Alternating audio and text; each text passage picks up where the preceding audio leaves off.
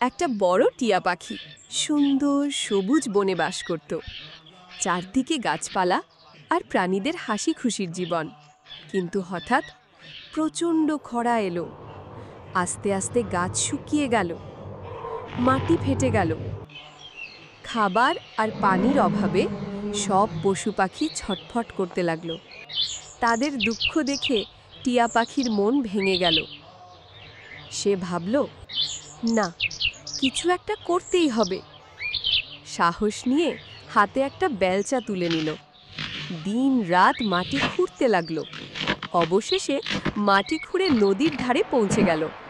সেই নদীর পানি খাল বেয়ে ঢুকে পড়ল বনের ভেতর। কিছুদিনের মধ্যেই বন আবার সবুজ হলো, গাছে ফল ধরল। পশু পাখিরা আনন্দে ঝাঁপিয়ে পড়ল পানিতে, খেলতে লাগলো, খেতে লাগলো। সবার জীবন ফিরল সুন্দর ছন্দে।